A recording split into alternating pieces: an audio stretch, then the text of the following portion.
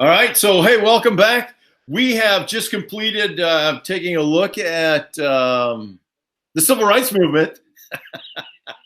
Woo! And you had a great time understanding a little bit about the reclamation of America for our African Americans and trying to have the government apply the 13th, 14th, and 15th Amendment and so much more related to being a citizen and participating in the democracy. We know that some of those accomplishments occurred under the Johnson administration, and we want to take a greater look at the Johnson administration here today. And so we're going to do a little bit in terms of Johnson's Great Society and what he was going to do to help basically rid America of poverty, improve education, improve our environment, and provide some health care. So as we go through this presentation, you're going to fill out this guided reading note sheet. So if you miss anything, you can always pause the video, go back. You can also use your textbook to look into some of these things a little bit more. But we're going to go through this with you. And I believe all the slides are kind of titled with which box they belong to. And then you'll have some reflection questions at the end. Okay. And by the way, guys, don't forget to put your name up at the top. Please put your name at the top.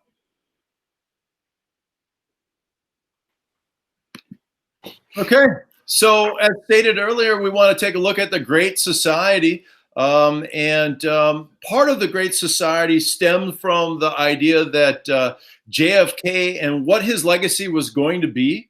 So when Kennedy was assassinated, and many of you shared with us your thoughts on the potential for a conspiracy theory related to that, or if it was just Oswald, we know that the American government has a system in place because of amendments to the Constitution that the vice president is then going to be sworn into office. And that's exactly what happened.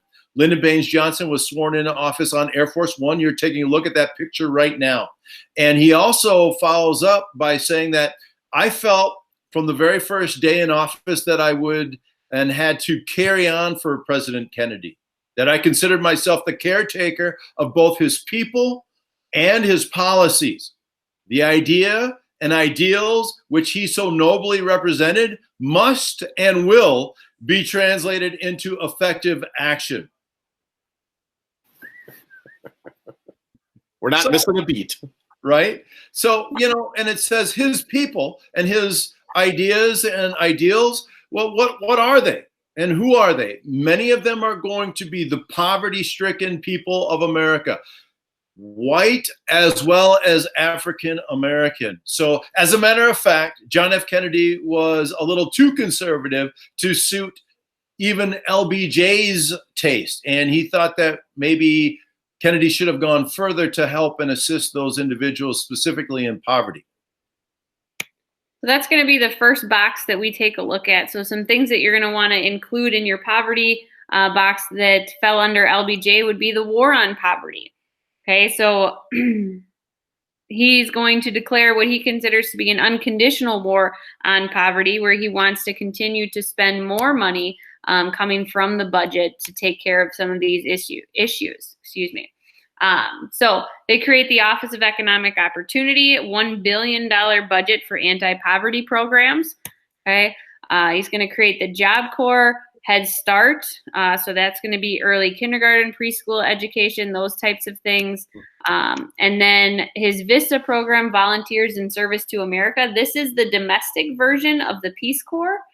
So we saw the Peace Corps with Kennedy, where we were sending people overseas to help poverty areas there. And then VISTA is the American domestic version of that. Keeping it in-house. And then also providing housing assistance when dealing with the war on poverty, so that we can get people kind of out of the slums and in areas like that.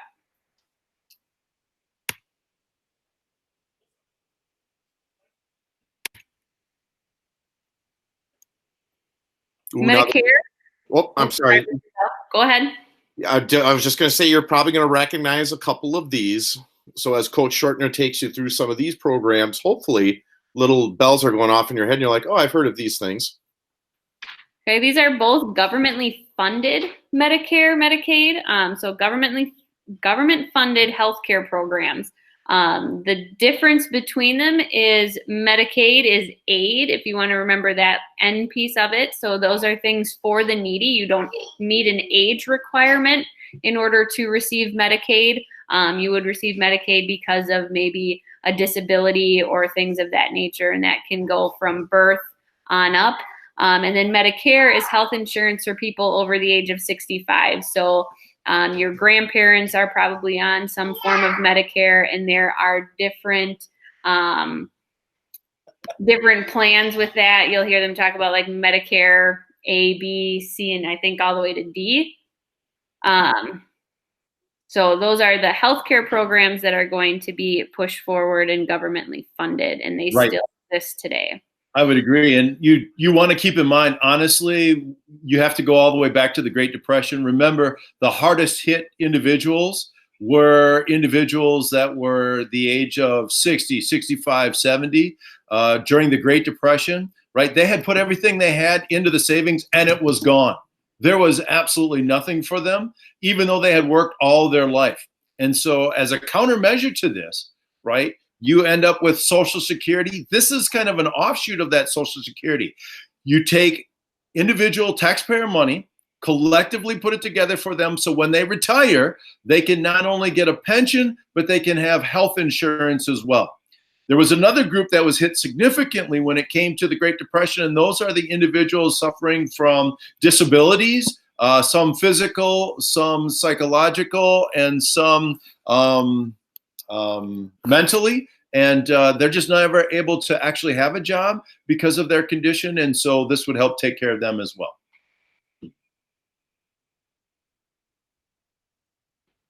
Coach Riddell, do you want to speak to none other than education and those programs? Sure. Education is important. And Great Society programs are going to focus on education as well. And you really have a focus starting at early education. Research shows that if you start people younger, the development leads to bigger gains as they get older. So there you can see a picture of our little buddy Sesame Street. And Coach, you might as well kick on the next one there too, because they kind of go linked together. But basically you have an extension and an enlargement of funds going to public schools to increase access of education to children, especially younger kids. And then that last part, PBS that we know it today, the station created to entertain and bring in different forms of educational value for children. A lot of programs that we have still going on today are a result of education programs focused with LBJ's Great Society. And the irony is in the pandemic that we're actually going through now, PBS has taken Sesame Street and a few other their educational programs, and that's just it. They teach something, whether it's reading, writing, math. There's always an element of education in those. They have made those online, and many of them are now free during this pandemic for parents to utilize, especially with their younger children that they have to stay home because of the pandemic.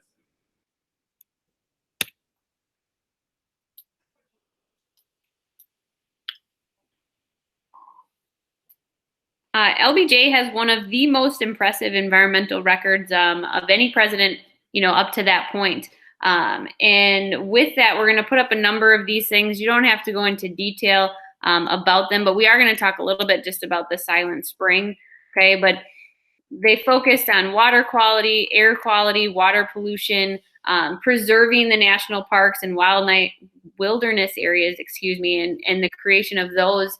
But the Silent Spring is a book, and you can see the cover of it there on the right-hand side, that was written to bring about awareness of what was taking place, the health and safety risks that are now being realized and caused by the use of pesticides and pollution.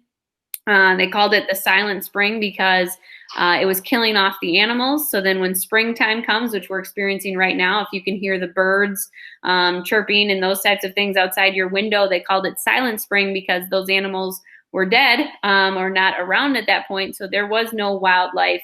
There were no birds chirping. So the spring would be silent in a reflection of the causes, or caused by, I should say, the pollution and the pesticide use, which is where you're going to see things like the EPA eventually develop to try to regulate some of these things.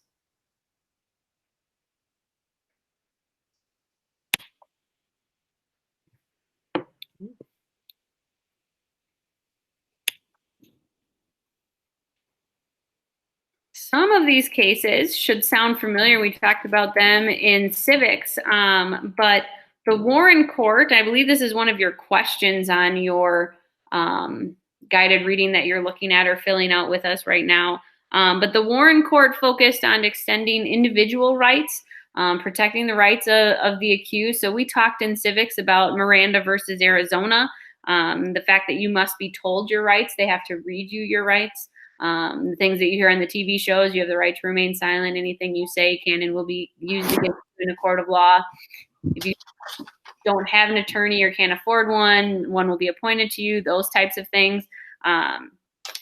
For Gideon and Wainwright, this is the fact that you must be provided a lawyer. And then the middle one there, Escobedo in Illinois, is a right to have a lawyer during questioning. So just a focus on making sure that individuals are protected and that your rights are protected moving forward. Okay, and it really, when we look at it, it's pushing forward LBJ's views on what a great society would look like. Okay, protecting the people, taking care of American citizens, and this was just one other way of doing that and a reflection of his goals.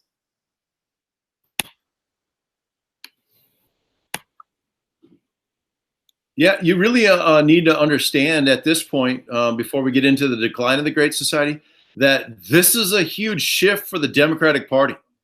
Please understand that it was the Republican Party with Reconstruction and civil rights, and the Democratic Party is the party of the South.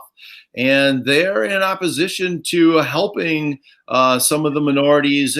But you're seeing the transition of the Democratic Party and Kennedy, LBJ. These individuals are bringing light a new Democratic Party where the Republicans had once stood. And so it's now the Democratic Party that took control of this. And you can see that LBJ, even though Kennedy was conservative in this, LBJ was a little bit more aggressive in trying to eradicate poverty and extend some services to people, whether it be through education or through Medicare, Medicaid, and so on and so forth. Ultimately, though, the realization of the Great Society does not all the way manifest itself. And part of it is because there is opposition in terms of Congress related to spending money on some of these social programs, because some of these social programs are bringing about changes in the dynamics of society. What that means is that the minorities are being assisted by some of these programs, and not everybody in Congress. As you can imagine, the numbers are relatively white Anglo-Saxon Protestant in terms of representation, so they're not always willing to open the coffers to them. And the biggest reason, though, is the Vietnam War. The monies that America had and could have utilized and put towards this great society are going to dissipate and be utilized to make the weapons of war to fight the Vietnam War. Right? To arm our soldiers, to feed our soldiers, to clothe them, and to give them the weapons of the war. And so the money is going to be funneled from the Great Society into Vietnam. And that's going to be our shift too. So we've gone from talking about Kennedy, the civil rights movement, and then touching here on LBJ. And now we're going to focus and we're going to shift next week into talking about Vietnam and what's taking place in Vietnam and the role that Johnson will play with the escalation of the events in Vietnam and our war there. So that should pretty much wrap up your guided reading. There may be a few questions on the bottom that you need to reflect back on and answer. Again, remember, if you need more details on anything, you can replay this video if we went too fast for you, or you can also refer back to your textbook and take a look at that section on LBJ. Or maybe just stop in and visit us during office hours. Hey, there's an idea. Yeah, Love to see you. we would love to see your faces. So if you need a reminder, I'm there from 9 to 10. I'm there from 10 to 11. And I'll be there in the afternoon from 1 to 2. Okay, we hope to see you then. Bye, Raiders. Bye.